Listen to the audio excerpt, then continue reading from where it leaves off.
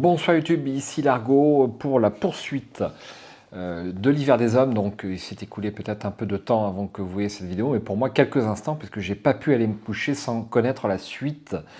Donc je vais entamer mon 6e essai et je vais le reprendre au moment où je fais le choix de descendre le long de la paroi pour examiner cette grille, mais sans corde, c'est une mauvaise idée. Donc je poursuis la traversée du pont et je me rends au 215. Vous atteignez l'autre extrémité du pont et traversez le hall d'allée qui se trouve au-delà.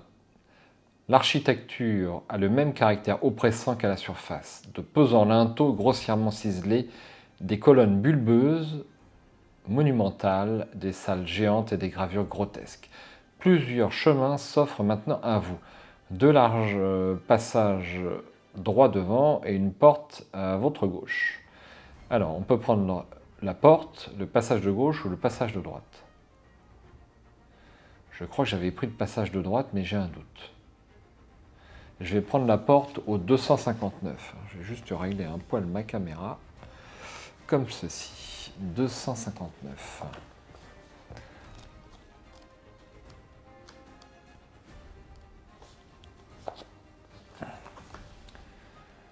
Vous vous trouvez dans une salle faiblement éclairée donnant sur plusieurs pièces plus petites. De toute évidence, c'est là que vivaient les disciples du culte volantin. 200 ans plus tard, il reste toujours des traces des émeutes qui ont causé la ruine de la cité. Vous marchez à travers un fatras de meubles brisés et d'armoires renversées. Des feuilles de plastique à écrire froissées jonchent le sol. Bosch ramasse un livre et en feuillette les pages noircies avant de le laisser tomber. « Il n'y a rien qui nous intéresse ici, dit-il. Poursuivons. Si vous insistez pour fouiller les débris, rendez-vous au 412. Rendez-vous au 412 si vous êtes doué de roublardise et au 242 si ce n'est pas le cas.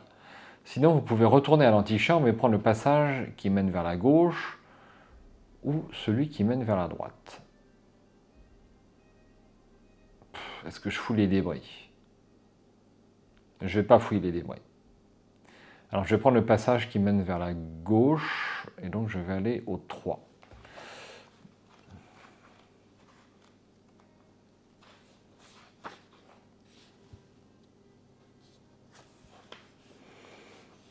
Alors, voici le 3.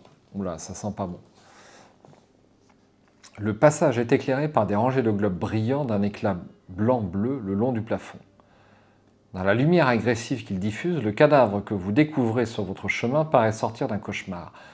Bosch et le baron vous regardent, vous baissez pour l'inspecter. Vous constatez avec surprise, en retournant le corps, à quel point le froid a préservé la chair desséchée.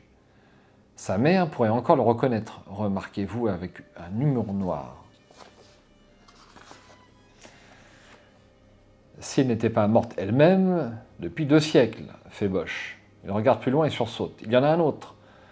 Le baron vous dépasse en flottant et s'arrête au-dessus du 2e cadavre. Il a eu le dos brisé. Le premier aussi, faites-vous, en vous hâtant avec Bosch de le rejoindre. Un bruit de mouvement métallique résonne à l'extrémité du passage.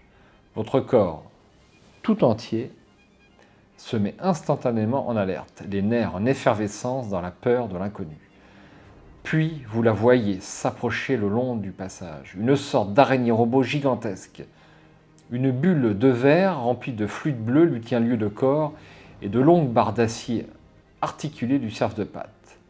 À l'intérieur du réceptacle transparent flotte une créature embryonnaire, difforme, perfusée de nombreux tuyaux. Ses yeux sont ouverts et elle vous regarde, Avec une exclamation de dégoût, Bosch tire sur la bulle de verre, mais la chose a déjà levé plusieurs de ses pattes en guise de bouclier et la décharge du pistolet Barisal s'écrase contre elle, les noircissant à peine. « Je pense que nous ferions mieux de fuir, fait Bosch en reculant. Si vous souhaitez employer votre astuce, rendez-vous au 40. Je n'ai pas d'astuce. Agilité 62. Si vous avez recours à la paradoxie, rendez-vous au 84, mais je peux lancer une grenade étourdissante. Est-ce que ça va avoir un impact? Je vais essayer la grenade, mais j'y crois pas. Et quand j'y crois pas, c'est pas bon. 106.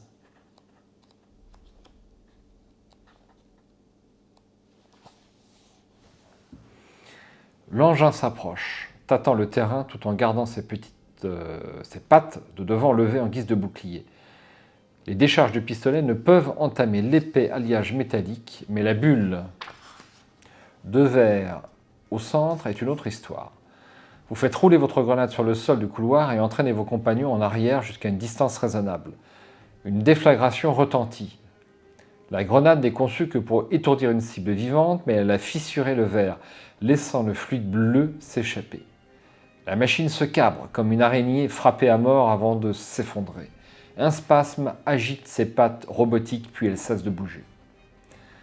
Bosch s'approche nerveusement pour examiner la carcasse. Le petit embryon à l'intérieur de la bulle de verre est aussi inerte qu'un morceau d'argile froid. « Il est mort », vous dit-il. Secoué, vous vous dirigez tous les trois en silence vers l'extrémité du passage. Il est bien indiqué d'effacer la grenade étourdissante, donc bon, je pense que je gardais la ration. Mais bon, c'est un détail. Alors en tout cas, j'efface la grenade étourdissante. Hop. 280.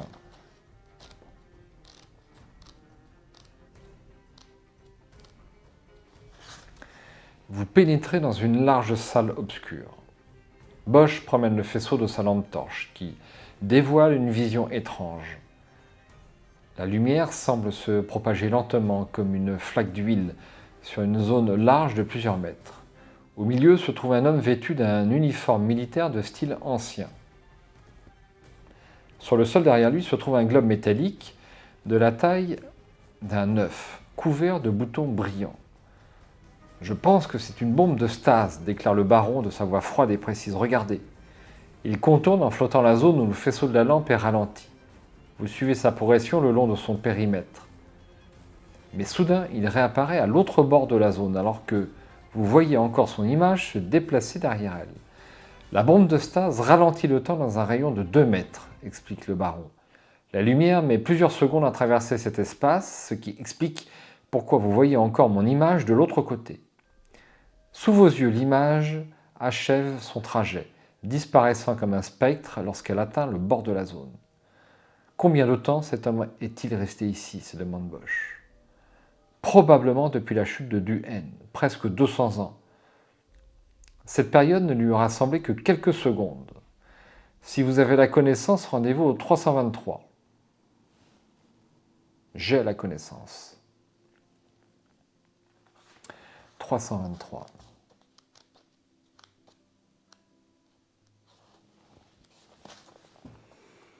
Il porte l'uniforme rouge et violet de la brigade des Sentinelles, les troupes personnelles d'Éléazar Picard, le grand prêtre volantin. Peut-être se battait-il pour le défendre contre la rébellion qui a balayé Du-En. Vous pouvez essayer de le libérer en utilisant un pistolet baryssal pour détruire la bombe de stase, ou la paradoxie pour annuler les distorsions temporelles. Sinon, vous pouvez poursuivre votre chemin dans les profondeurs. Bon, je vais essayer le pistolet, 345.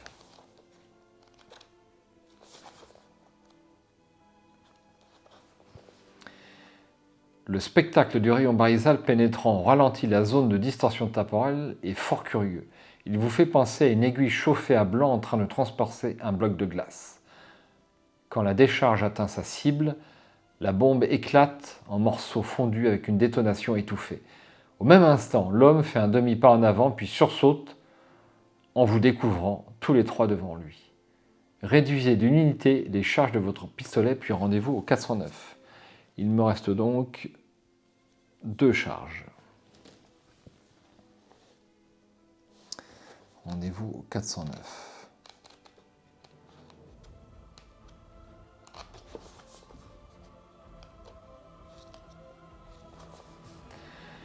L'homme vous dit qu'il est le capitaine Casimir Novak, commandant de la garde personnelle du grand prêtre.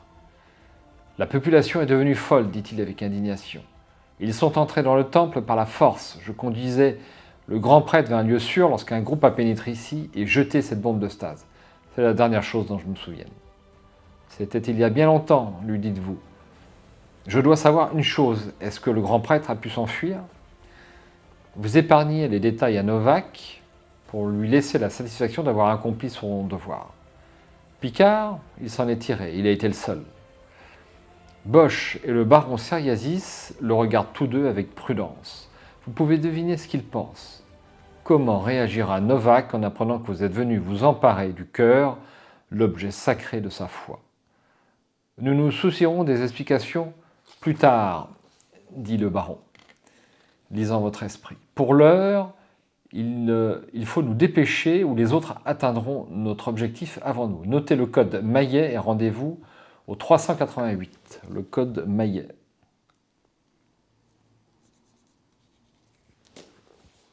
388.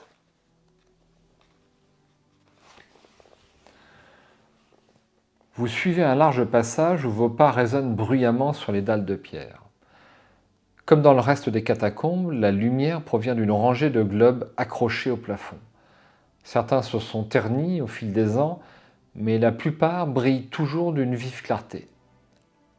Quand vous demandez à voix haute d'où provient l'énergie qui les alimente, le baron répond sans hésitation. Du cœur lui-même, la plus infime parcelle de son pouvoir est suffisante pour éliminer toutes les villes du monde. Vous parvenez finalement à un hall coiffé d'un dôme, au-delà duquel s'étend un réseau de tunnels. Partez un éclaireur, vous dit le baron. L'un de ces tunnels doit conduire à la chapelle du cœur. Si vous faites ce qu'il dit, rendez-vous au 430. Si vous n'appréciez pas d'être ainsi commandé, rendez-vous au 450. Je ne vais pas passer devant, ça ne me dit rien qui vaille. 450. 450. Ce suspense est insoutenable. Je ne suis pas votre serviteur, baron. Nous sommes alliés, vous vous en souvenez? Il pivote dans l'air, dirigeant sur vous un regard de colère impérieuse. Vous réalisez soudain qu'il est sur le point d'utiliser ses pouvoirs psychiques. Voici donc venu le moment d'en découdre. Avez-vous le temps de penser tout en reculant? Une explosion aveuglante ébranle les murs de pierre, projetant de la poussière et de la fumée dans toutes les directions. Vous êtes projeté au sol et perdez un point de vie. Il ne me reste qu'un seul point de vie.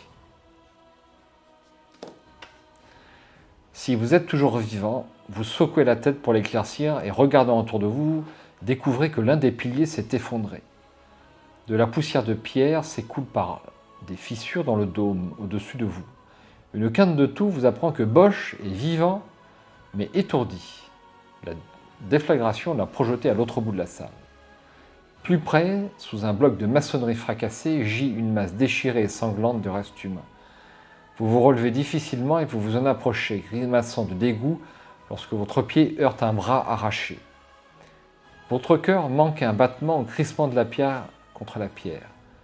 Paralysé par la peur, vous regardez le bloc de maçonnerie se déplacer et se soulever par lui-même. Ce qui reste au-dessous n'a plus aucune forme, mais la chose qui flotte en l'air est encore pire. Un cerveau humain ensanglanté, attaché à un reste de vertèbres et transpercé de plusieurs fragments d'os. Un message télépathique pénètre votre esprit. Tant que le pouvoir de la pensée m'est ouvert, je peux toujours agir. Approche, mon ami. Ton corps jeune et robuste va me servir. C'est le baron ou ce qu'il reste de lui. Si vous battez en retraite par où vous êtes venu, rendez-vous au 107. Vous possédez un pistolet barricade chargé et que vous ouvrez le feu, rendez-vous au 63. Si vous restez où vous êtes, 85. Si vous essayez de le contourner pour atteindre les tunnels qui se trouvent au-delà, 129. Je vais l'abattre comme un chien. 63.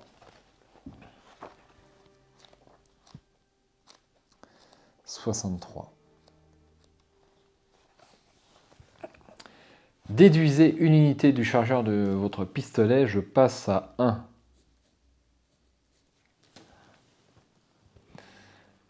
Le rayon barycale vient s'écraser contre un bouclier invisible de force psychique.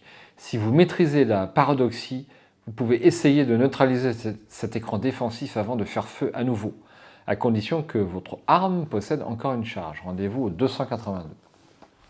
Ça sent le roussi, les amis. Sinon, vous pouvez battre en retraite hors du hall dans la direction dont vous êtes venu, 107, ou vous enfoncer plus profondément dans les catacombes. Je vais essayer de m'enfoncer dans les catacombes plus profondément. 129.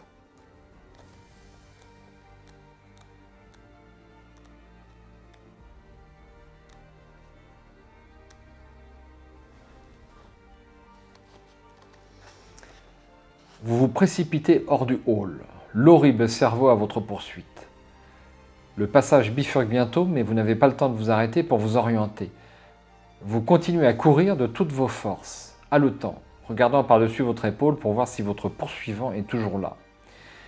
Une courbe du tunnel vient le dissimuler à votre vue, ce qui vous permet enfin de vous calmer et de réfléchir. Le baron est un psionique puissant, plus puissant que vous ne l'auriez jamais cru possible, pour survivre ainsi à son propre corps. Mais l'oxygène qui subsiste dans ses cellules de son cerveau finira par s'épuiser et il mourra. Tout ce que vous avez à faire, c'est de rester hors de sa portée jusque-là. Ce plan simple vole en éclats un instant plus tard lorsque vous arrivez à un croisement où vous vous retrouvez nez à nez avec un lévidroïde. Le quart de seconde où vous esquissez un mouvement de recul suffit au droïde pour vous identifier comme un intrus dans les catacombes. Son laser s'active. Au moment où vous bondissez en arrière, vous brûlant le ventre une douleur atroce. Vous perdez 4 points de vie à moins que vous de posséder une veste réfléchissante. Auquel cas, vous ne perdez que 3 points de vie. Ah. Me voici brûlé par un laser au pied du but. Je suis sûr que j'étais pas loin du cœur de Volante et s'achève à nouveau.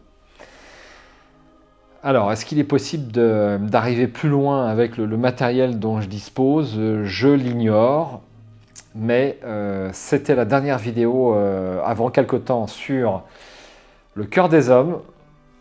Et donc je vais reprendre, pour varier un petit peu, donc le royaume de la discorde, de façon aussi à oublier un petit peu les paragraphes que j'ai déjà lus, enfin les oublier.